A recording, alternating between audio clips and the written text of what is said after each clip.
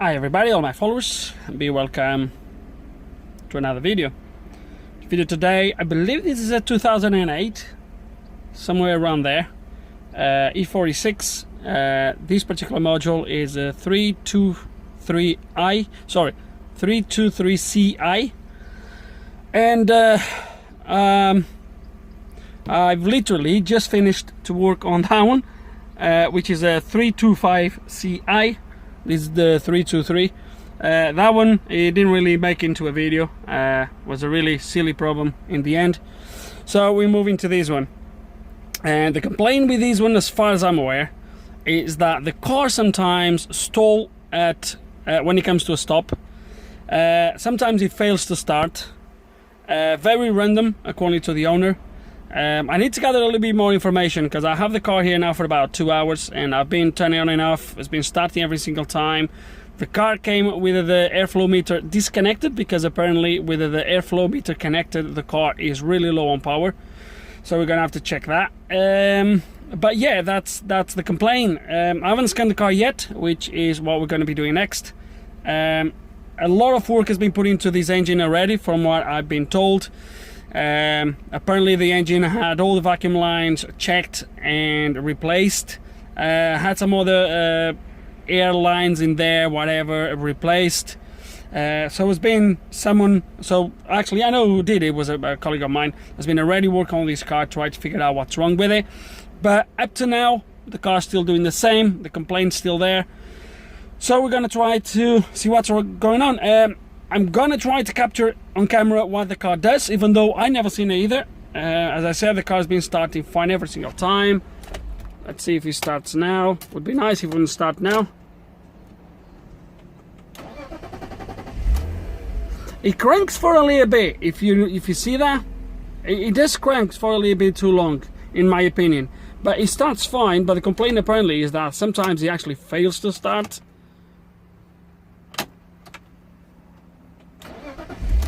You see, it started perfect now. Have you seen how it started now? Straight away.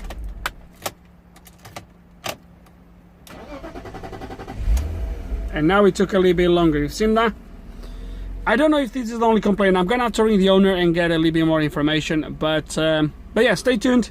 Let's gonna plug the machine, see if there is any codes, and go from there.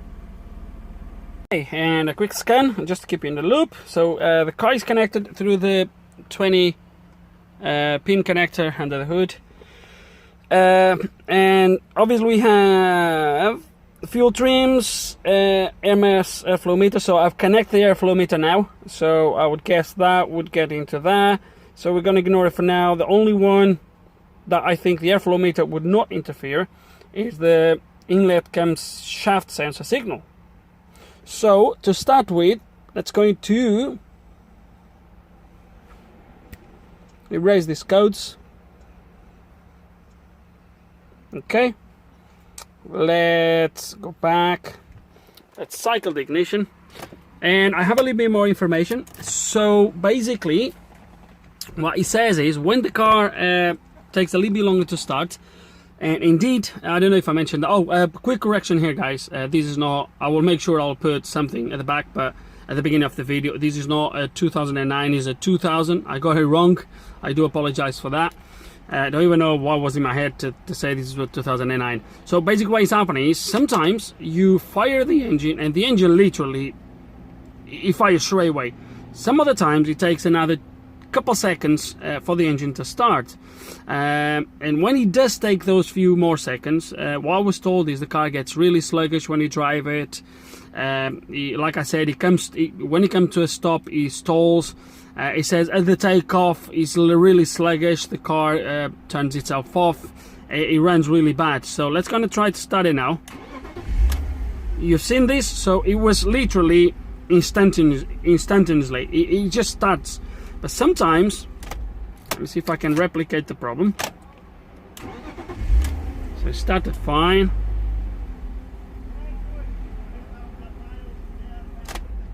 Let's try again. Started fine.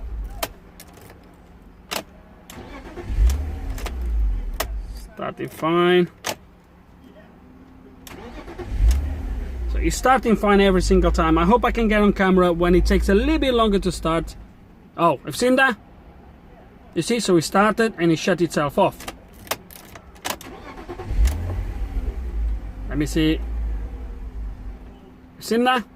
So apparently this is one of the issues. So because it went off already twice. Let's scan the car and see what codes came back.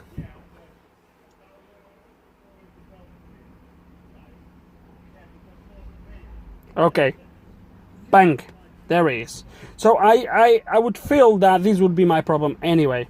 So sensor signal, inlet camshaft sensor. Let's gonna start the engine, look at some live data and see how bad the camshafts are.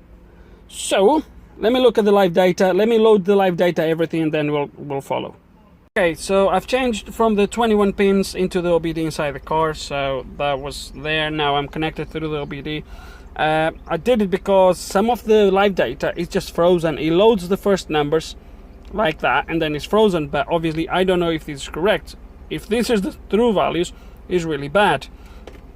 So the air mixing is really bad as well, or is a little bit out to my opinion. This doesn't really, it's a little bit out, I think.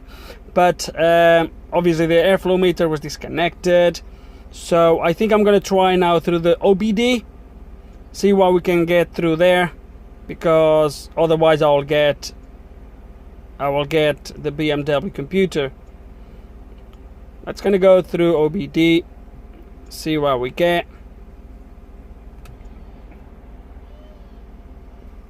And probably at this point I should actually be connected through the 20 pins port again. Now you know what, I'm just gonna get the BMW computer, it's gonna be quicker. Okay, so at this point guys, I could just easily go and check my signal from the intake sensor, because see how the signal looks like. So because that code could either be the signal is bad or could be the timing is out. So that's what I think. But let me go through here, see what we have. Probably not a lot, and then we'll go from there. Okay, I've just calculated a test plan. I should have cleared the codes first. Some of these codes here are for voltage supplies, etc. I do apologize for the glare to start with.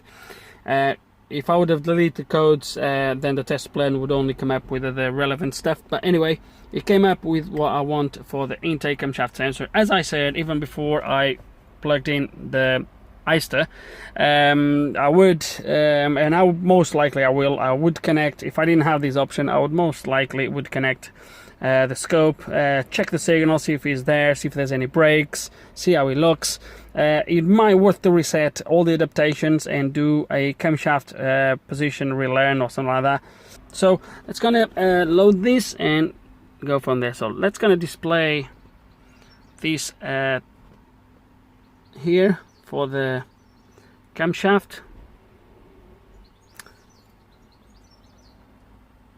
Let it to load. And we loaded the test plan for the camshaft. So there is two sensors. I strongly believe one is intake, the other one is exhaust. So I think camshaft 1, I would say, is going to be my intake. Camshaft sensor 2, my exhaust, perhaps. I'm not sure. But they are both fed from the same fuse. So unless there's something wrong in there, and this wire there, it should throw, if it's the fuse, would throw codes for both. And then this goes onto pin 1 of the sensor, and then the pin 2 and 3, they both go to the ECU. So we will be able to check at the ECU plug the signals from both. So and I think that's what I'm going to do next. Just do a visual inspection around there, make sure everything's plugged in. The code comes up straight away, so we might have a bad camshaft sensor. I don't know yet, but yeah, so that's maybe what we're going to do. So yeah, let's gonna get under the bonnet and go from there. Okay, and battery is on charge. I took these covers off just to do a quick inspection. Opened that already. Now to get to the plug for this sensor here, which is the camshaft, the inlet side, The plug is right underneath there. It's very tricky to get to. I can get to if I put my hand through there, but for now I'm gonna trust, not 100%. I need to check anyway. I'm not gonna, let me face this down. Up. I'm going to assume that we have voltage in there, but for now we're just going to check that we have voltage at the exhaust sensor. So let me get my test probe to ground. Should be pin number 1, which I don't know which one is, but it's going to be one of these. Whatever, it's going to be one. It's not that one. So pin 1 is going to be the other one. There we go, 12 volts. So we have voltage here. Now I'm going to assume we have on the other one, although it's very bad that I assume that, because we might have a wire problem somewhere from the fuse box to where the sensor lives, and if we have a problem there, then I'm going to think that I have 12 volts in there, and I don't. Now to back probe that, I will have to take these off. Oh damn it. How are we going to do this? I'm not going to make assumptions and think that I have 12 volts in there when I don't, or if I don't, because it's going to make me to chase my own tail. So I'm going to go a step further, take these out, unplug underneath, back probe the wire, and see if we have voltage. Someone has been there, because that cap was hanging off in there. As soon as I touched it, it just fell off. I already had my hand through there, so but I'm going to take this intake and have a good look at it. Okay, I'll remove this intake and I expose my plug right there. You see that red, green, so that's my plug. So I'm going to back probe down there. So from there, it's just a lead that goes from there to the sensor. There's no other plug, so that's the plug. So we're going to back probe down there, pin 1, and check if I have 12 volts in there. Okay, and right now I have this wire here. It's back probing the plug and it's plugged in back in, obviously, otherwise there will be no contact. So I should have 12 volts here. There we go. So I have voltage at my sensor. Okay, so right now I'm back probing again the same plug, but the middle wire, pin number 2, which is a green wire. Obviously up here is not going to be green, because in the meantime the actually sensor plugs into the car's loom, so it's going to be a different color. It doesn't really matter.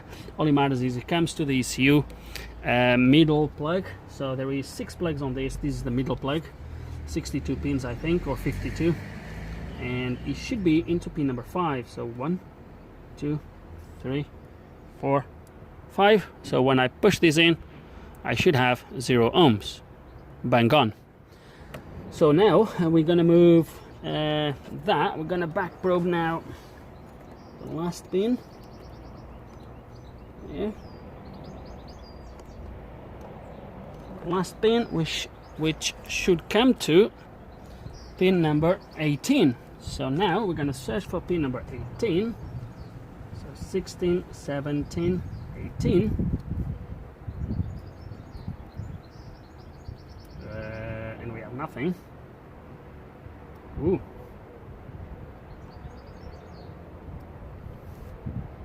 Okay, looks like we found our issue. Let's just double check that is that the right pin. Okay, so indeed is pin number 18. 16, 17, 18.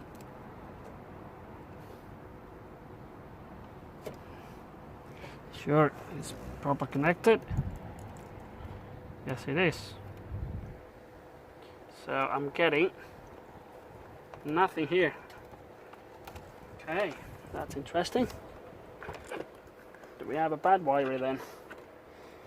Okay, let me check now the exhaust sensor. I know we don't have any faults for the exhaust sensor, but let's just quick check, make sure all the pins match up.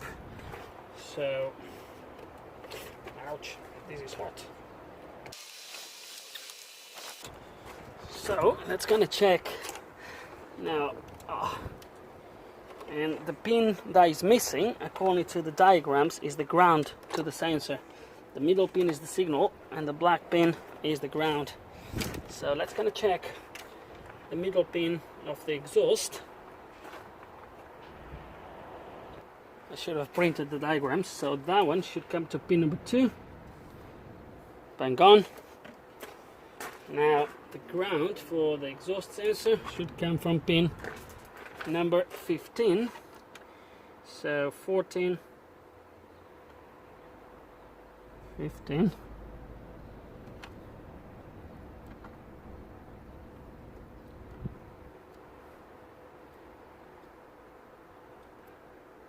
Why? Okay, so 14, 13.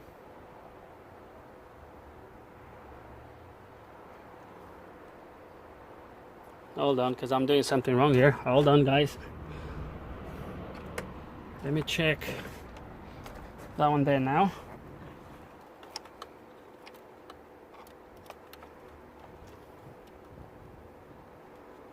I think. Okay, so actually, so this is good. Pin 18 is good. I was putting this in the wrong pin. So this is actually good. So all of them are actually good. So the middle one is pin number 5. 1, 2, 3, 4, 5. Let's see.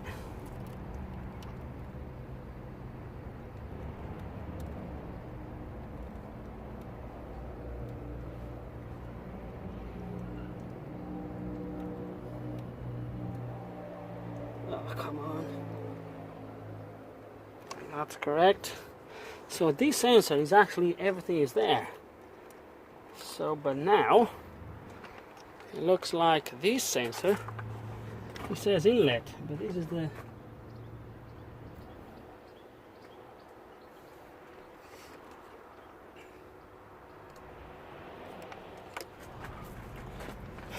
okay, so this is pin 15.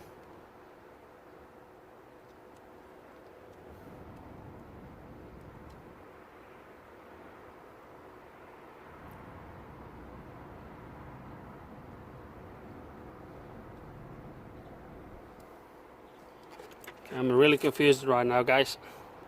Okay, I'm not confused anymore.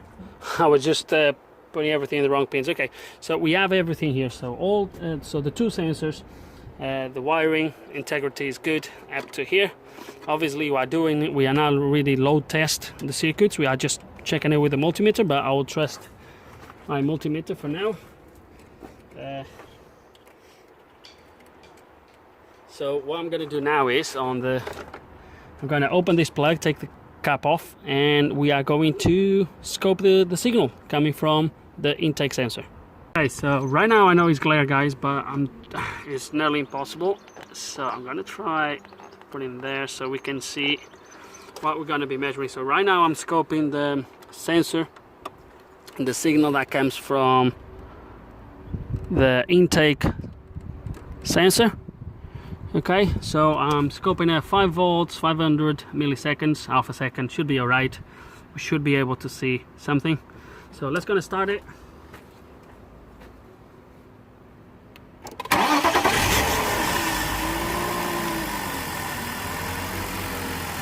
Okay. Oh, look at that.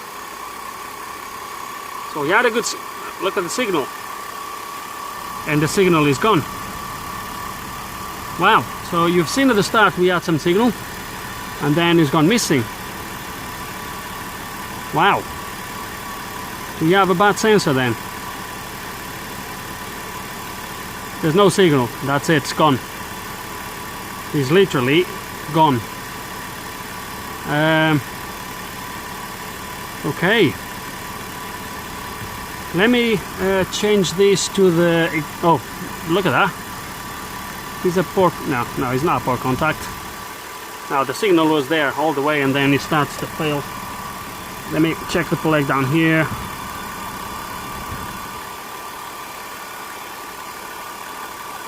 Yes, everything is plugged in. Everything is plugged in okay. So let me disconnect the sensor down here. Now disconnect the sensor. Now I'm going to connect it again.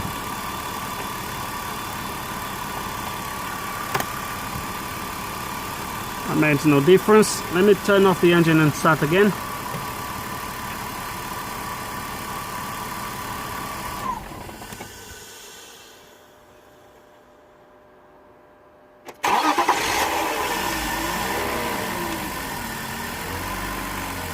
And I think we had nothing this time.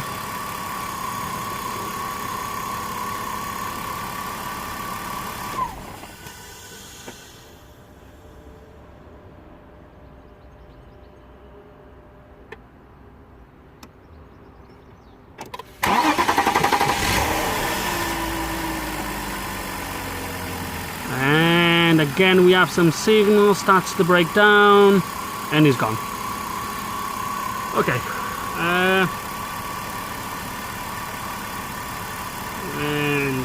And this is a crap signal. There's a crap signal. Let me check the other one. I think was pin number 2, the exhaust. So that's the exhaust, and that's how your signal should look like. So this is the exhaust camshaft sensor. Let me go back to the inlet. Inlet. A lot of breakdowns, look at that. Braking. It's braking. Look at that. So I would guess that we have a bad sensor. Hold on, 1, 2, 3, 4, 5, yeah. So that's my intake.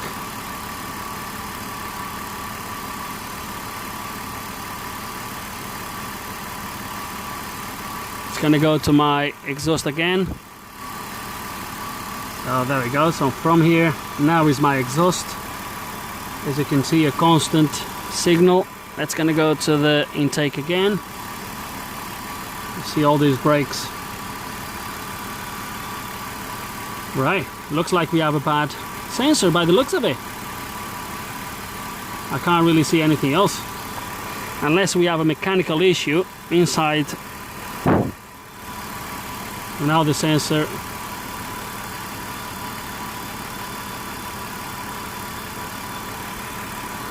Now it's plugged in, make sure I have a good contact. I'm getting a good contact, so there we go. So all these brakes, so as you can see, it's brakes, so you can see I'm just leaving it there now. I'm not even touching it. I'm getting all these brakes, look at that. Look at that signal. I think I'm going to blame the sensor, guys, right now.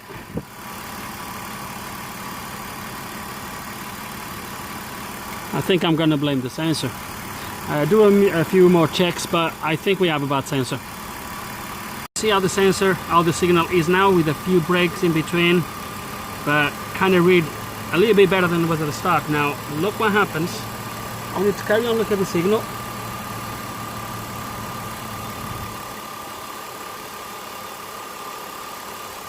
Look at that. Longer brakes. Hold on.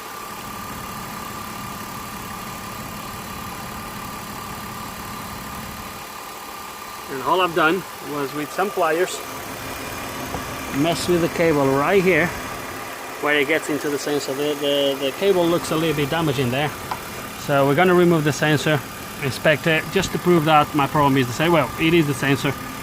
But yeah, we're going to take it off. It most likely needs a new sensor. It won't be repairable, but you never know. Okay, and I pulled the sensor out and it's not looking very good. So that's how the wires were. I've just slightly opened this a little bit just with my fingers just to see how it was inside, but look at that. So I think there's a break here somewhere, maybe oil etc. starts getting inside the sensor already. The seal is completely gone in there, as you can see, it's all hanging off. So I think this is my problem. This is not the original sensor already anyway. This is a, what it says, it's a Fabi sensor. Okay, so if it was a lot of money I might try to do something with this, even though it might would be a little bit difficult, but because they are not expensive, I just got another one from NTK. It's a It's not the cheapest one. I could get this cheaper online locally. This is not the cheapest one. I could get slightly cheaper even locally, but I decided to get a mid-range sensor. So there it is. So we're gonna put it back in, scan the signal again, and see what we get. Okay, everything is back in place. So the sensor, the new sensor, is back in place, as you can see in there. The valve, the van nose actuator, solenoid is back in place. Everything is in place, everything is connected, including the intake, airflow meter, and back probe is still. I haven't put the plug yet, but I mean, I haven't assembled the plug, but it's all there connected. That's the crankshaft, sorry, that's the signal from this sensor. And I'll pull the cable all the way, including a ground, so we can actually see it inside, because the glare is that terrible outside that I was not even managed. I mean, I should have done this probably at the start, but outside I just couldn't get a proper picture. So right, let's gonna crank the engine, see how we have the signal now, if there's any brakes, etc, etc, and really go from there. So where's the key? Let me find the key. Okay, found the key. Let's gonna start the engine. First of all, I want to see how it starts. Second, I want to see if I have a signal in there straight away from the beginning. So key on. So start it straight away.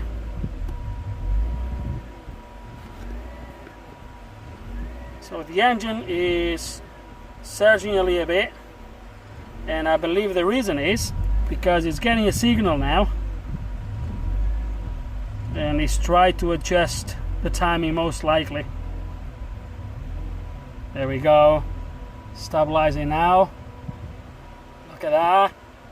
So the revs were bouncing. There we go. Steady, steady, steady, steady. So the revs were bouncing from like 500 to 1500 up to now, as you've seen at the start. Well, you haven't seen the revs, but you've seen the signal. And now it just stabilized, so the car adjusts everything now that it has a proper signal. So all the car was doing before was just, it couldn't get a signal from there, and it was just ignoring the signal and just running with the pre-based settings saved on the ECU, I guess. It's running really smooth, so no issues at all. If you remember, the code would come straight away after starting the engine. So what I'm going to do now, guys, because I think it's going to be important, is I'm going to do it all off camera. But I'm going to scan the car again, clear all the codes, clear all the adaptations, maybe actually relearn the inlet and outlet, activate all that, make sure everything's working properly, and go from there. Okay, just scanning the car again. DME came out as code free. So obviously everything is connected. I haven't started the engine yet. Sorry about the noise. I had to put this fan here and a cardboard in there for now, because the laptop was shutting down every 2 minutes, just overheating. So it's been holding okay now. It's really, when the sun was just heating the laptop, it was absolutely boiling. It's much better now. So yeah, so let's kind of let it to finish the scan, then we'll start the engine, see if there's any codes coming back. And as I said before that, probably I'm going to relearn everything, clear all adaptations, etc., and see how the engine runs after that. But I was quite happy with how the engine settled after the new sensor put in. So in the end, it looks like it was just that sensor, as you have seen. I think the scope didn't lie. Didn't really need the scope, to be honest with you, when you see that the cable the way it was, and the code, the fault code, and we checked all the wiring. But I think the scope is always good to just confirm what you already suspect. So, but yeah, let's kind of do this and then hopefully finish this video for this problem. Okay, and just finished doing all the resets, and now I'm going to cycle the ignition again, start the engine, start it straight away. Sweet, looks good to me. We're gonna let it run for a little bit. Okay, and in the meantime, I've been here the rest of the afternoon working on the car, sorting out the issues. There's no videos for it, but as you can see, there's no warning light. There's no warnings for the lights anymore. The car has aftermarket lights. That was why it was the errors in there. I've coded the cluster to not show the errors for the lights, so that's gone. One of the remotes was not working. I've synchronized the remote and been doing other bits and bobs, and throughout the afternoon I've been here just turning the engine off, turning the engine back on. I had the scope connected all the way and monitoring the output of the sensor. No brakes, no nothing. It's been working absolutely perfect, and starting first time straight away every time. I'm just going to show you. Straight away has been doing it the rest of the afternoon. That sort of stalling that was doing, that's gone, and never did it again. The car has been running absolutely perfect, so I think we nailed it. In the end, just a bad sensor, as you've seen, cut at the top, etc. The insulation was broken, so yeah, that's it. That was a bad sensor in the end. And we know for you guys, hope you enjoyed the video. Hope there's some information here you guys can find useful. Maybe the way I tested it, I don't know. If you do have any questions in the comments, please put them below, and like always, thanks for watching.